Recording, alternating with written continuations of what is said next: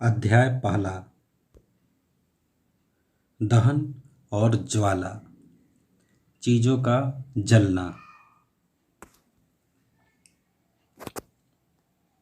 आपने अक्सर देखा होगा कि कुछ पदार्थ तो अत्यधिक ज्वलनशील होते हैं, कुछ प्रयास करने पर जलाए जा सकते हैं, पर कुछ पदार्थों को जलाना संभव नहीं होता।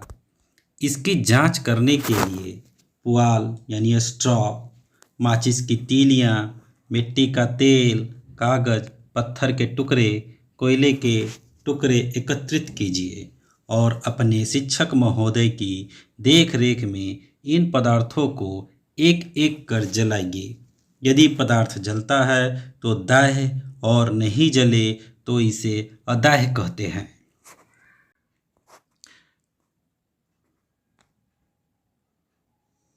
अब यहाँ पे है बच्चों ज्वलनशील पदार्थ। ज्वलनशील पदार्थ किसको कहेंगे?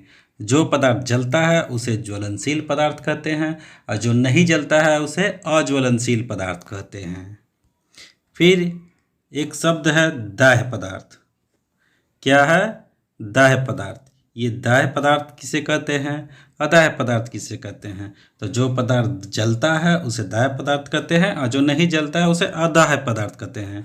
यानी सभी ज्वलनशील पदार्थ दाह्य पदार्थ है और सभी नहीं जलने वाले पदार्थ यानी अज्वलनशील पदार्थ अदाह्य पदार्थ हैं।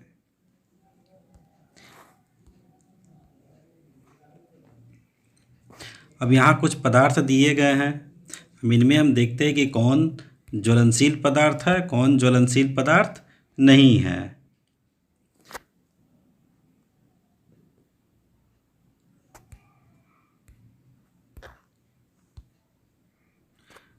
पुआल, पुआल दाह्य पदार्थ है या नहीं? तो पुआल जलता है, पुआल जलता है यानी ये दाह्य पदार्थ है।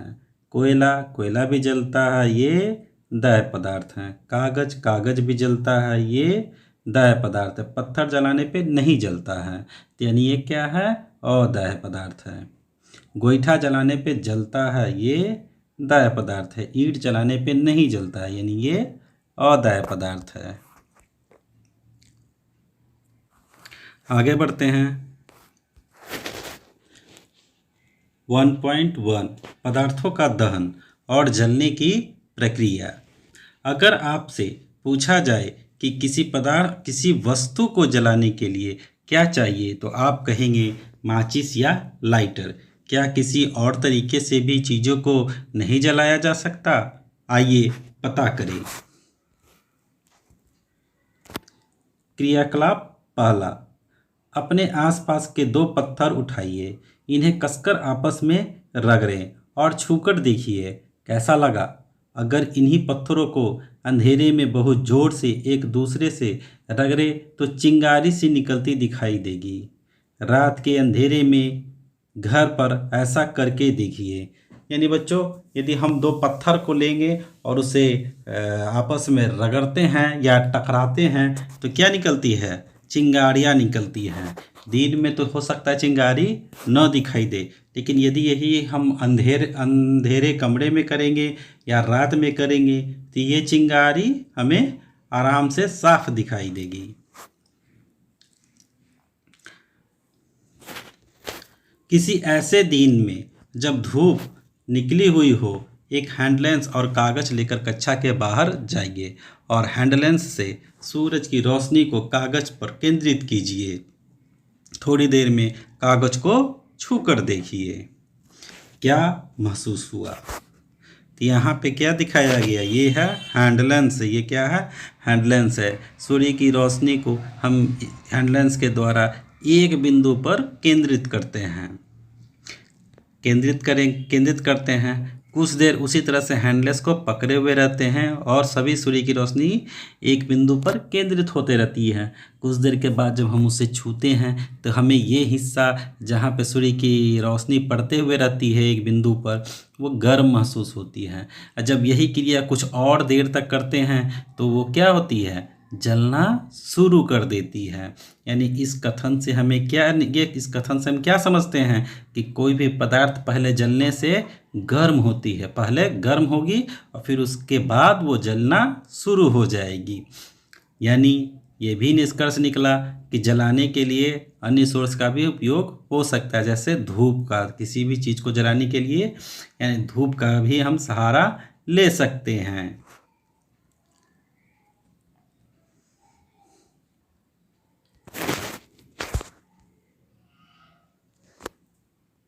हैंड लेंस को वैसे ही कुछ देर तक पकड़े रहिए। ऐसा करने पर क्या हुआ, जब हम हैंड लेंस को कुछ देर और पकड़े हुए रहते तो क्या हुआ था, आग जलने लगी थी। आगे बढ़ते हैं। इन अवलोकनों के आधार पर सोचिए कि जलने से पहले क्या होता है। किसी चीज़ को जलाने के लिए हमें ऊष्मा या गर्मी की ज़रूरत होती है। असल में जब हम किसी चीज़ को गर्म करते हैं तो उसका तापमान बढ़ जाता है, और जब तापमान किसी निश्चित मान पर पहुंच जाता है तो वो जलने लगती है। यानी कोई पदार्थ कब जलता है, यानी जब किसी हम पदार्थ को ऊष्मा या गर्मी देते हैं तो क्या होता है, उस वस्तु का यानी जिसको हम जलाते हैं उस चीज़ का तापमान बढ़ जाता है, और जब तापमान एक निश्चित ताप तक पहुंच जाता है तो वह पदार्थ जलना शुरू कर देता है। वो पदार्थ क्या होता है, जलना शुरू कर देता है। क्या आपने कभी ध्यान दिया है कि माचिस की तीली अपने आप क्यों नहीं जल जाती है? क्या जितनी सहजता से कोई कागज़ जल जाता है उतनी ही आसानी से कोई काठ का टुकड़ा भी जल जाएगा? तो बच्चों, हम लोग देखे हैं कि माचिस क्या होता है, घर में रखा हुआ रहता है तो वह अपने आप नहीं जलता है। उसे जलने के लिए क्या करना पड़ता है, माचिस की तीली को डिबिया पे पहले रगड़ना पड़ता है, तब जाके माचिस जलता है। और यानी रगड़ते क्यों हैं, तो जब हम माचिस की तीली को डिबिया पे रगड़ते हैं तो माचिस की तीली का ताप जो है, उस पे माचिस की तीली में जो रसायन लगा हुआ रहता है उसका घर्षण के कारण ज्वलन वो गर्म होता है, और जब तापमान उसका ज्वलन ताप तक पहुंच जाता है तो माचिस जलना शुरू कर देता है। उसी तरह से अगला है क्या कि कागज़ आसानी से जल जाता है, काठ का टुकड़ा नहीं जल जाता। तो कागज़ का ज्वलन ताप कम होता है और काठ का ज्वलन ताप कागज़ की अपेक्षा ज़्यादा होता है, इसीलिए काठ देरी से जलता है और कम ज्वलन ताप के कारण कागज़ आसानी से जल्दी जल जाता है। यानी वह न्यूनतम तापमान जिस पर पहुंचने के बाद कोई पदार्थ जलना शुरू कर देता है उस पदार्थ का ज्वलन ताप यानी इग्निशन टेम्परेचर कहलाता है। यानी वह न्यूनतम तापमान जिस पर पहुंचने के बाद कोई पदार्थ जलना शुरू कर देता है उस पदार्थ का ज्वलन ताप कहलाता है। जब तक किसी पदार्थ का ज्वलन ताप इस मान से कम रहेगा वह नहीं जलेगा। अलग अलग पदार्थों का ज्वलन ताप अलग अलग होता है। किसी पदार्थ को जलाने के लिए कम तापमान तक गर्म करना पड़ता है और किसी को ज़्यादा तापमान तक गर्म करना पड़ता है। यानी यहाँ पे हम क्या पढ़ें, सबसे पहले तो ज्वलन ताप का परिभाषा पढ़ें कि ज्वलन ताप किसको कहेंगे। तो ये परिभाषा याद कर लेंगे, ज्वलन ताप किसको कहेंगे, और ये भी याद कर लेंगे कि क्या अलग अलग पदार्थों के लिए ज्वलन ताप अलग अलग होता है। अलग अलग पदार्थों का ज्वलन ताप क्या होता है, अलग अलग होता है। यानी अलग अलग पदार्थों का ज्वलन ताप अलग अलग होता है। किसी पदार्थ को जलाने के लिए कम तापमान की आवश्यकता पड़ती है तो किसी को ज़्यादा तापमान की आवश्यकता पड़ती है। आगे बढ़ते हैं। किसी पदार्थों का ज्वलन ताप उसके प्रकृति पर निर्भर करता है। यह महत्वपूर्ण है कि पदार्थों का ताप किस पर निर्भर करता है, तो पदार्थ की प्रकृति पर निर्भर करता है। पदार्थों का ज्वलन ताप पदार्थ की प्रकृति पर निर्भर करता है। गर्मियों के मौसम में बहुत अधिक गर्मी पड़ने पर कुछ स्थानों में सूखी घास आग पकड़ लेती है, जिससे पूरा जंगल ही आग की लपेट में आ सकता है, जिसे दावानल कहते हैं। वह पदार्थ जिसका ज्वलन ताप कम होता है आसानी से आग पकड़ लेता है। कभी कभी माचिस की तीली ऐसे ही स्टोव के बर्नर के बगल में आग की ज्वाला से दूर रखे रहने पर भी आग पकड़ लेता है।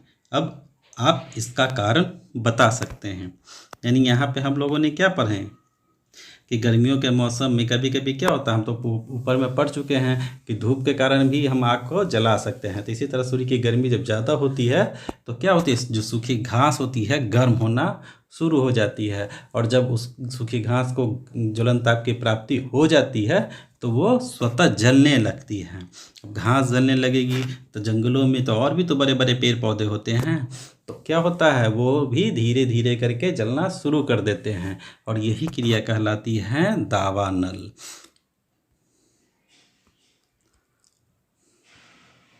अब यहाँ पे देखते हैं कि कभी कभी माचिस की तीली स्टोव के बर्नर के बगल में रहती है तो क्यों जलने लगती है, क्योंकि जब बर्नर के बगल में रहेगी, स्टोव के बर्नर के बगल में रहेगी तो स्टोव तो जलता रहेगा, तो उससे गर्मी निकलती हुई रहेगी, यानी उससे क्या होगा, माचिस को ताप मिलता रहेगा। अब उसके नज़दीक है रखा हुआ तो ताप, माचिस की तीली का ताप बढ़ता हुआ रहेगा, और जैसे ही माचिस की तीली को ज्वलन ताप की प्राप्ति होगी तो माचिस की तीली स्वतः जलने लगेगी। आगे बढ़ते हैं। किसी भी पदार्थ का ज्वलन ताप उस पदार्थ की रासायनिक प्रकृति पर निर्भर करता है। यानी यहाँ पे हम क्या देखें कि ज्वलन ताप किस पे निर्भर करता है, ज्वलन ताप उस पदार्थ की रासायनिक प्रकृति पर निर्भर करता है। ये भी महत्वपूर्ण क्वेश्चन है, यहाँ पे याद कर लेंगे, रासायनिक प्रकृति पर निर्भर करता है ज्वलन ताप। पेट्रोल का ज्वलन ताप केरोसिन के ज्वलन ताप से कम होता है, यानी पेट्रोल का ज्वलन ताप केरोसिन के ज्वलन ताप से कम होता है। ये भी बिंदु याद कर लेंगे कि पेट्रोल का ज्वलन ताप केरोसिन के ज्वलन ताप से कम होता है। आप यह जानकर हैरान होंगे कि सफ़ेद फास्फोरस नामक पदार्थ का ज्वलन ताप इतना कम होता है कि वह कमरे के तापमान पर ही जल उठता है। यानी सफ़ेद फास्फोरस का ज्वलन ताप क्या होता है, बहुत कम होता है, इसलिए वह कमरे के तापमान पर ही जलने लगता है, और इसीलिए उसे हाथ से नहीं छूते और पानी के अंदर रखते हैं। यानी पानी के अंदर किस रसायन को रखते हैं, तो सफ़ेद फास्फोरस को। क्यों रखते हैं, क्योंकि इसका ज्वलन ताप बहुत कम होता है। यदि पानी के अंदर नहीं रखेंगे तो ये हवा के संपर्क में आते ही जलने लगेगा। जलने के लिए और क्या चाहिए, हमने जाना कि जलने की एक आवश्यक शर्त है, यानी जलने के लिए क्या है, एक आवश्यक शर्त कि पदार्थ को गर्म करके एक निश्चित तापमान पर पहुंचाना होता है। यानी किसी भी चीज़ को जलाने के लिए क्या चाहिए, गर्मी चाहिए, यानी उसके तापमान को, किसी भी पदार्थ जिसको हमको जलाना रहेगा उसके सबसे पहले तापमान को हमको बढ़ाना पड़ेगा, तब जाकर वो पदार्थ जलेगा। क्या जलने के लिए कुछ और भी चाहिए, आइए पता करते हैं। अब क्रियाकलाप 2। आप मेज पर जलती हुई मोमबत्ती के ऊपर कोई बड़ा सा जार या बोतल रखिए तथा अवलोकन कीजिए। आप पाएंगे कि मोमबत्ती कुछ देर बाद बुझ जाती है। ऐसा क्यों होता है? दूसरी बार जब आप जलती हुई मोमबत्ती को जार से ढकते हैं तो जब उसकी ज्वाला बुझने की स्थिति में आने लगती है उस समय जार को हटा लीजिए। आप क्या पाते हैं? आप पाएंगे कि मोमबत्ती की ज्वाला पहले की तरह ही हो गई है। क्या इससे पता नहीं चलता है कि दहन के लिए हवा का होना आवश्यक है? यानी इस क्रिया में क्या कहा गया है कि एक मोमबत्ती लेंगे, उसे जार से क्या करेंगे, ढक देंगे। तो जब मोमबत्ती को जार से ढक देते हैं तो मोमबत्ती कुछ बुझ जाती है, लेकिन फिर यह क्रिया दोबारा करते हैं, मोमबत्ती को जलाते हैं और मोमबत्ती को जार से ढकते हैं। अब इस बार जैसे ही मोमबत्ती बुझने की स्थिति में आ जाती है हम जार को हटा लेते हैं। जैसे ही जार को हटाते हैं मोमबत्ती पुनः फिर से पहले की स्थिति में आ जाती है, यानी पुनः पहले की स्थिति में जलना शुरू कर देती हैं। यह क्रिया दिखाता है कि जलने के लिए क्या चाहिए, हवा चाहिए। बिना हवा का कोई पदार्थ को हम नहीं जला सकते। आगे बढ़ते हैं।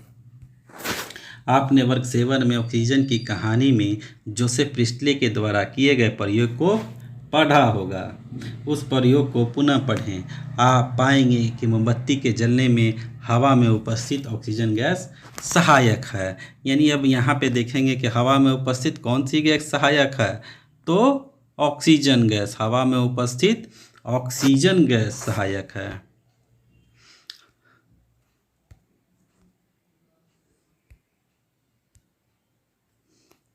हवा में उपस्थित ऑक्सीजन गैस सहायक है, यानी मोमबत्ती के जलने में कौन सहायक है? तो हवा में उपस्थित ऑक्सीजन गैस सहायक है।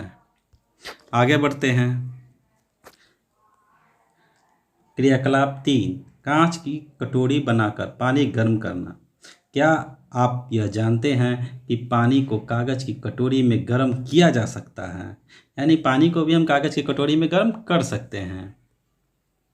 इसके लिए कागज की कटोरी बना लीजिए। हम एक कटोरी बनाएंगे तथा उसे जलती हुई मोमबत्ती के पास ले जाएंगे और कटोरी को जलती हुई मोमबत्ती के पास ले जाएंगे। आप देखेंगे कि कागज जल जाता है। हम जैसे ही कटोरी को मोमबत्ती के पास ले जाएंगे, क्या होगा? कागज जलने लगेगा।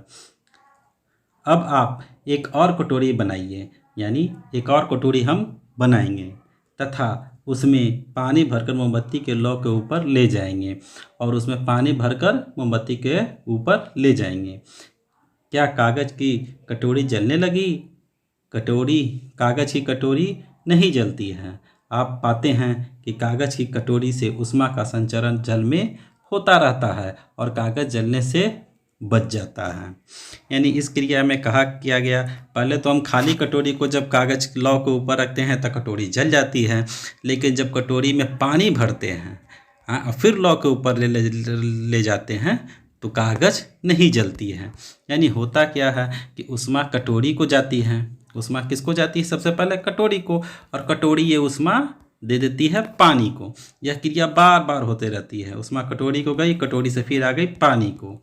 इस तरह से क्या होता है, कागज का जो ज्वलन ताप तो कम होता है, लेकिन वो ऊष्मा का बार बार स्थानांतरण पानी को करते रहता है ना। ऊष्मा का स्थानांतरण बार बार पानी को होते रहता है। तो इस तरह से कटोरी को ज्वलन ताप की प्राप्ति नहीं हो पाती और कटोरी नहीं जलती है और पानी गर्म हो जाती है। आगे बढ़ते हैं। आपने देखा होगा,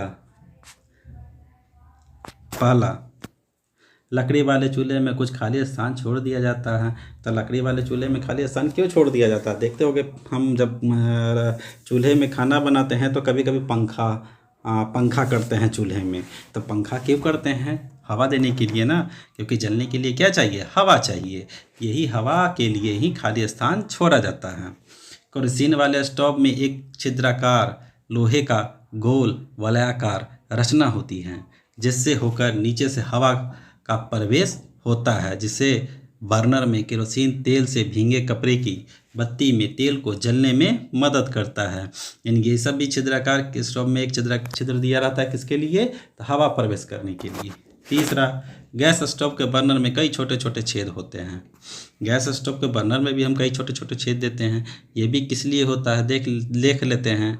जिससे हवा प्रवेश करती है और ईंधन को जलने में मदद मिलता है।